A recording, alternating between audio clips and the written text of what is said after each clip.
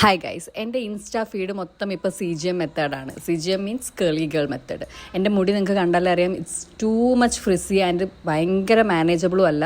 ഞാൻ നന്നായിട്ട് കഷ്ടപ്പെടാറുണ്ട് ഇത് മാനേജ് ചെയ്ത് കൊണ്ടു നടക്കാൻ വേണ്ടിയിട്ട്.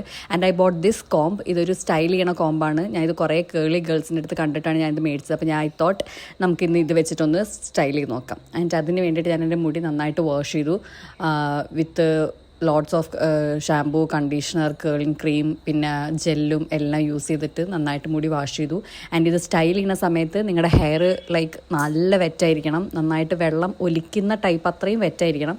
എന്നിട്ട് ഈ കാണുന്ന പോലെ സെക്ഷൻസ് എടുത്തിട്ട് മുടി ഇങ്ങനെ ആ കോമ്പ് മറച്ചിട്ടിട്ട് ചീക്കുക. അതിനിപ്പോൾ എങ്ങനെയാണ് പറഞ്ഞ് മനസ്സിലാക്കുന്നത് എനിക്കറിയാം, കണ്ടാൽ മനസ്സിലാവുന്നുണ്ടാവും. കാരണം അതിൻ്റെ ഇടയിലുള്ള ബ്രിസിൽസിൻ്റെ ഇടയിൽ കൂടെ നമ്മുടെ ഹെയർ വരണം. അപ്പോഴാണ് കറക്റ്റ് വോളിയമൈസ്ഡ് ആയിട്ട് നമുക്ക് കിട്ടത്തുള്ളൂ. പിന്നെ ഞാൻ ചെയ്തൊരു പൊട്ടത്തരം എന്താണെന്ന് വെച്ചിട്ടുണ്ടെങ്കിൽ, നമ്മളത് മുടി കെട്ടി വെച്ചിട്ട് ഓരോ സെഷൻസ് എടുത്ത് ചെയ്യുകയാണെങ്കിൽ നന്നായിട്ട് വോളിയം കിട്ടും. പക്ഷെ ഞാൻ ഇത് ഓൾറെഡി മുടി അങ്ങ് അഴിച്ചിട്ടിട്ട് എനിക്ക് തോന്നുന്ന ഓരോരോ സെഷൻ എടുത്തിട്ടാണ് ചെയ്തത്. അപ്പോൾ ഞാൻ വിചാരിക്കുന്നില്ല എൻ്റെ എല്ലാ സെഷൻസും ഞാൻ ഇതിൽ ഇൻക്ലൂഡ് ചെയ്തിട്ടുണ്ട് എന്നുള്ളത്. സോ അതുകൊണ്ട് തന്നെ എനിക്ക് അതിൻ്റെ വോളിയം കിട്ടിയത് കുറച്ച് കമ്മിയാണ്.